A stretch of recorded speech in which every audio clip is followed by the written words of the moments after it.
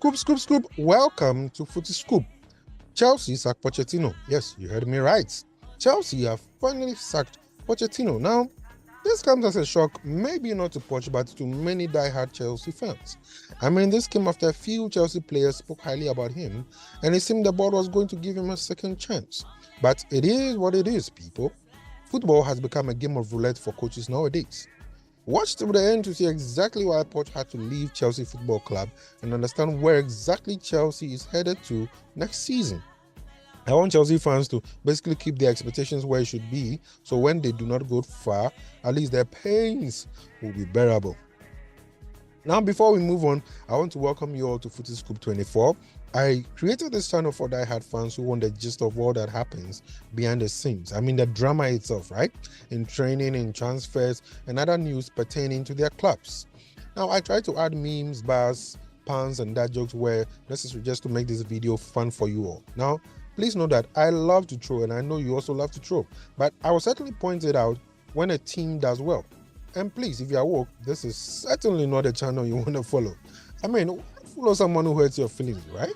Now, if you like the scoop after watching the video, do not forget to like, share, and subscribe to the channel so you do not miss the next Footy Scoop. So, let's go on with the reason behind this video.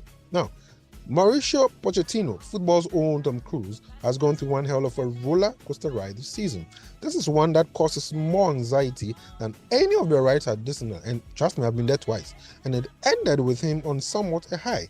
He had to try and qualify a rather inexperienced but definitely talented group of individuals to European football, but that was a truly impossible mission. So what I did there? Alright, let's move on. Last year, the team basically wakes up, trains to lose games, goes back to sleep, and repeats. They practically became known as 10th place FC, whether they win, lose, or draw.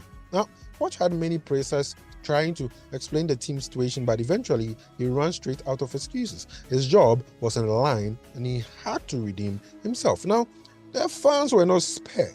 They also had their fair share of premium tears as well. I really wanted to feel for them, but knowing how my friends who support Chelsea brag, I felt absolutely nothing. However, all of a sudden, in 2024, the players have found a rhythm to their game that is beginning to help them stick their shots in the back of the net of opponents. No Didi.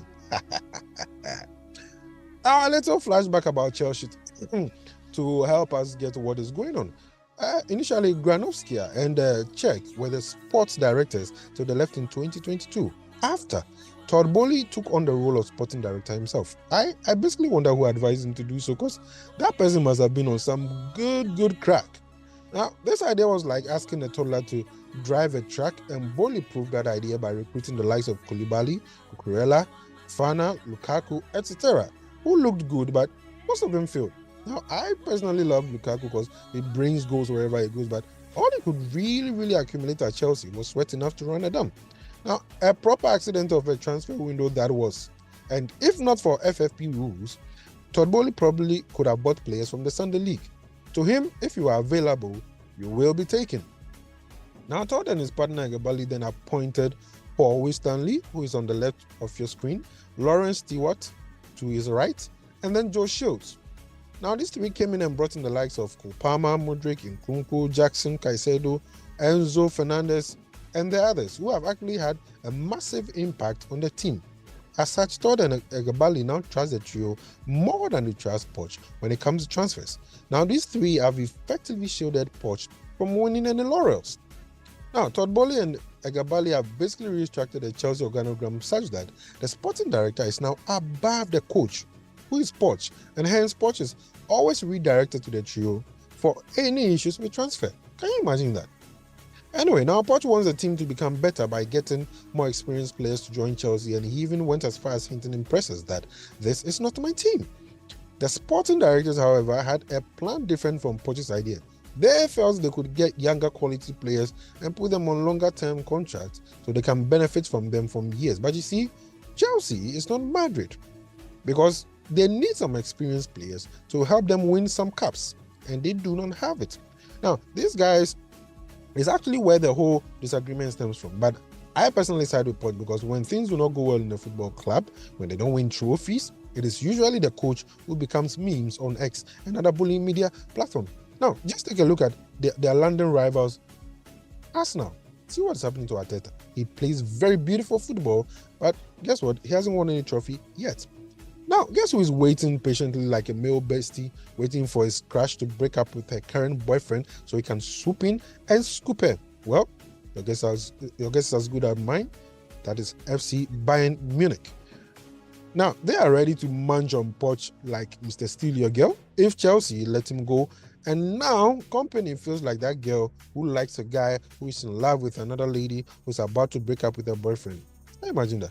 Now, he's ready for Bayern, but Bayern is looking elsewhere in the meantime. Our own football soap opera or telenovela, depending on where you are coming from, is unveiling before our eyes. Now, let's go back slightly again. Remember, Chelsea appointed Graham Potter to replace Tuchel, but he also was fired into oblivion after a disastrous season. Now, Luis Enrique and Julian Nagelsmann basically represented themselves in the silver platter for Chelsea. They were practically on their knees, and presentations and everything that they needed to do to convince Chelsea to pick them as potential coaches. But their marriage proposal was not going to work. To be honest, I was a little jealous that Chelsea was getting such attention from those two quite good coaches.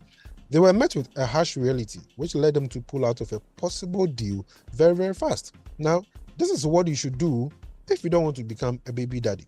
Now, the reality that hit them was Chelsea's new organogram, which I mentioned earlier. The Chelsea board was essentially saying they just need a caretaker coach and not someone who will take part in transfers. Now, imagine this. Imagine you're a chef, right? And someone else thinks that they know the ingredients you need to cook your recipe. Obviously, they'll bring you wrong ingredients. Your recipe is not going to cook well, and it will totally mess up everything that you have to do. I cannot imagine it either because I cannot cook in the first place. Now, those coaches have a reputation to keep, and hence they both denied the job because it looked like certain failure.